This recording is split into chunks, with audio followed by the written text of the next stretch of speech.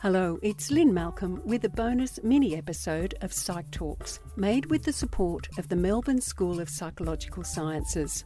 Last time, we looked at the power of fear appeals to change people's behaviour.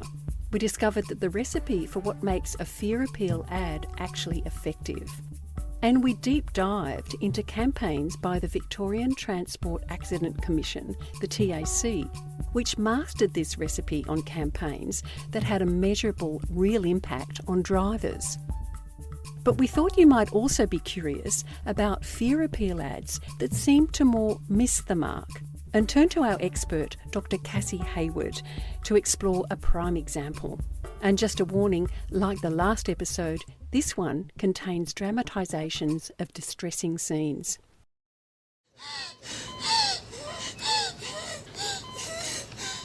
The ad called Stay at Home, just for those of you who mightn't have seen it, showed a fairly distressing image of a young adult woman in hospital with breathing tubes and clearly in a bad way.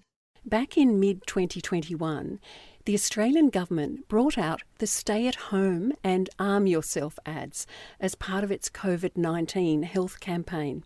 But the public's response to the ads was largely lukewarm at best. I think the issue with this ad is not so much the distressing scene. So we've seen plenty of ads with confronting scenes that have worked well, but there are a few things that this ad probably missed the mark on. So one was that it inadvertently offended medical professionals who said that portraying that woman as alone in her hospital bed is not representative of how it happens. But I think the biggest issue with that ad, and that explains why it made people angry, was the what can I do part of the recipe was impossible for most of that target audience at the time the ad was released. So to get a fear appeal right, you have to get the threat and the severity right.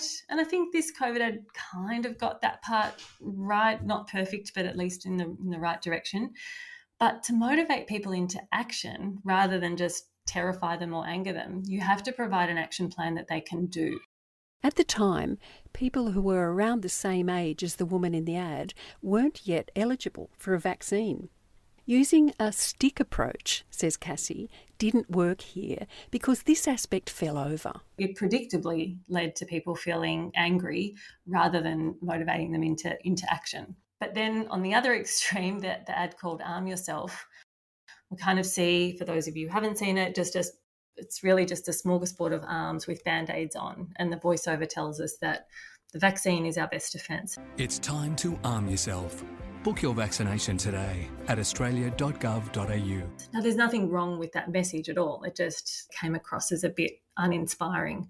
Now, it wasn't necessarily trying to be a fear appeal, but if we still take that recipe of, we have to get people's attention and then tell them how to stop whatever that thing is happening, this ad kind of got the second half right about, get the vaccine, but it didn't grab our attention enough or remind us why we should prioritise vaccination. So it just came across as a little bit kind of unmotivating or uninspiring.